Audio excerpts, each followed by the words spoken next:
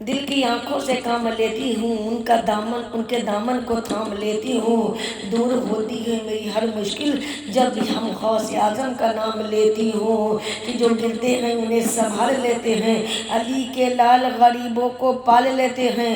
ہمارے غوث اعظم کو یہ مرتبہ دیا ہے اللہ تبارک و تعالیٰ نے کہ ہمارے غوث اعظم قبر سے مردے کو زندہ نکال لیتے ہیں۔ آج میں اس ویڈیو میں یعنی کہ ایک ایسی پاک باز اسلامی خواتین کا تذکرہ کروں گی جن کے زندگی کا لمحہ لمحہ، جن کے حیات کا ہر ہر ادا ہمارے لیے سبق آموز ہے۔ اگر ہم دل سے خیال سے سنیں گے اور ساتھ ہی ساتھ اس کو دل میں اتارنے کی کوشش کریں گے تو انشاءاللہ ہم اپنے معاشرے میں قابل رشک اور قابل فخر خواتین نظر آئیں گے۔ تو آئیے دیکھیں کہ سرکار غوث اعظم رضی اللہ تعالیٰ عنہ بڑے پیر دستگیر شیخ عبد القادر جیلانی رحمۃ اللہ تعالیٰ علیہ کے یعنی کہ تعالیٰ علیہ کے والد گرامی ابو صالح جنگی دوست رحمۃ اللہ تعالیٰ علیہ ایک مرتبہ ایک نہر کے کنارے سے جا رہے تھے۔ اس وقت آپ پر ثواب کا عالم تھا، آپ کنوارے بھی تھے۔ آپ نہر میں ایک خوبصورت سیب کو بہہ کر جاتے ہوئے دیکھا۔ اس وقت آپ کو بڑی تیز بھوک لگی تھی، بس آپ نے نہر سے سیب کو نکالا، پانی سے سیب کو نکالا اور کھا لیا۔ لیکن جیسے ہی آپ نے سیب کو کھایا، کھانے کے بعد آپ کا دل بہت ملامت کرنے لگا، کیوں بغیر پوچھے میں نے اس سیب کو کھا لیا۔ کل بروز محشر جب خدا مجھ سے اس سیب کے بارے میں سوال کرے گا تو میں کیا جواب دوں گا؟ اللہ اللہ، آپ خوف خدا میں لرز گئے، خوف خدا میں سہم گئے، یعنی کہ جو ہے سہم گئے، اور یہ سوچ کر کہ یہ سیب کسی باغ سے پانی میں گر کر بہتا ہوا یہاں تک پہنچا ہے۔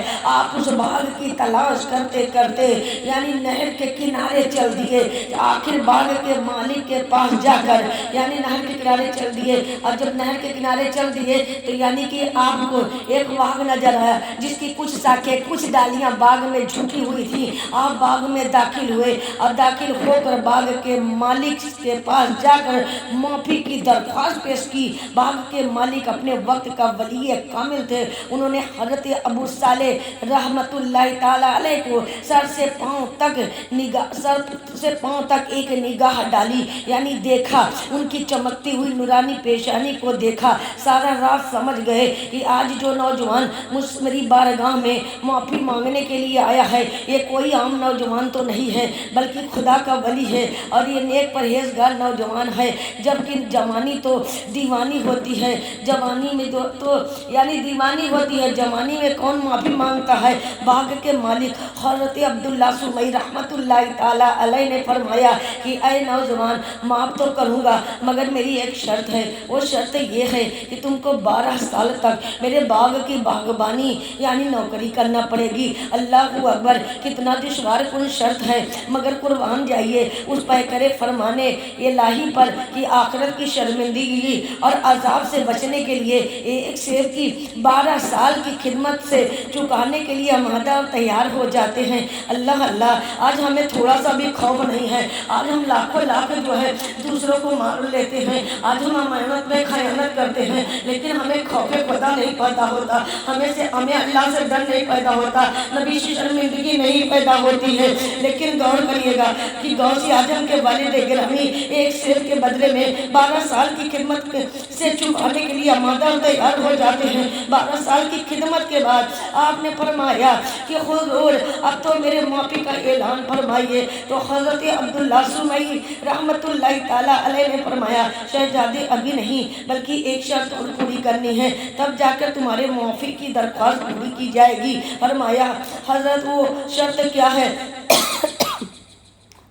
تو حضرت عبداللہ سمی رحمۃ اللہ تعالیٰ علیہ نے فرمایا شہزادے میرے پاس ایک بیٹی ہے جو آنکھ کی اندھی ہے، زبان کی گونگی ہے، کان کی بہری ہے، ہاتھ کی لولی ہے، پاؤں کی لنگڑی ہے، تجھے اس کے ساتھ نکاح کرنا پڑے گا۔ اللہ اکبر، زندگی بھر کا سودا ہے مگر قربان جائیے پیکرے اس کے رسالت پر آپ فرماتے ہیں کہ حضور مجھے آخرت کی بھلائی اور عذاب الہی سے نجات کے خاطر خاطر دنیا کی ہر مصیبت گوارا ہے، مجھے آخرت میں اللہ رسول کے سامنے شرمندہ نہ ہونا پڑے، اللہ رسول کے سامنے رسوا نہ ہونا پڑے، اس لیے مجھے دنیا کی ہر مصیبت گوارا ہے۔ چنانچہ آپ میری شادی یعنی کہ کرا دیجئے، میرا نکاح پڑھا دیجئے، میں عقد کرنے کے لیے تیار ہوں۔ اللہ اللہ، آپ کا عقد ہو جاتا ہے، نکاح ہو جاتا ہے، اور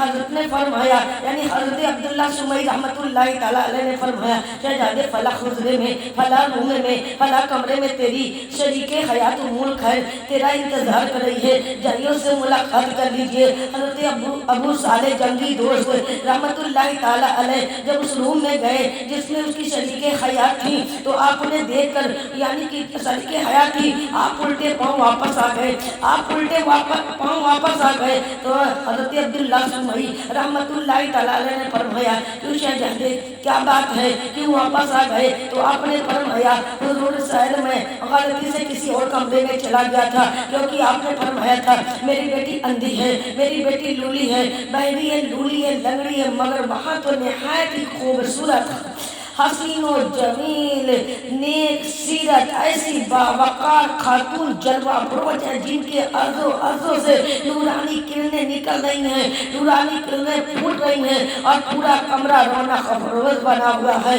اور پورا کمرہ رونق بھار بنا ہوا ہے۔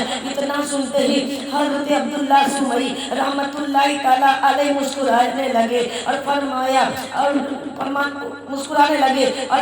لگے کہ شہزادے سنو، وہی تیری شریک حیات ہے، وہی تیری مقدس بیوی ہے۔ سنو، میں نے جو یہ کہا تھا کہ وہ آنکھ کی اندھی ہے، اس لیے کہا تھا کہ میری بیٹی نے آج تک کسی غیر محرم کو نہیں دیکھا ہے، یعنی حرام کو نہیں دیکھا ہے۔ میں نے اپنے بیٹی کو بہر اس لیے کہا تھا کہ اس نے کبھی زبان سے کبھی بےہودہ کلمات یا خلاف شرعی کوئی بات نہیں نکالی تھی، یعنی اللہ کے خلاف یعنی کوئی حرام بات نہیں بولی تھی۔ ہاتھ سے لولی اس لیے کہا تھا کہ اس نے اپنے ہاتھ سے خلاف شرعی کوئی کام نہیں کیا تھا۔ لنگڑی اور لولی اس لیے کہا تھا کہ شریعت کے خلاف آج تک کوئی قدم باہر نہیں نکالا تھا۔ اللہ اللہ، مجھے کہنے دیجئے کہ غور کرنے کا مقام ہے کہ ایک وہ خاتون تھی،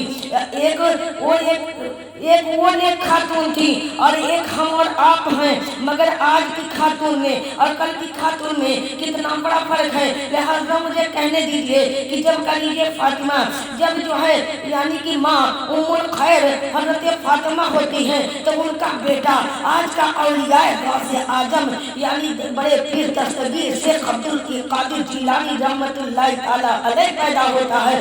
جب جو ہے ماں یعنی کہ حضرت فاطمہ خاتون جنت ہوتی ہیں، تو ان کا بیٹا میدان کربلا میں نیزے پر قرآن سنانے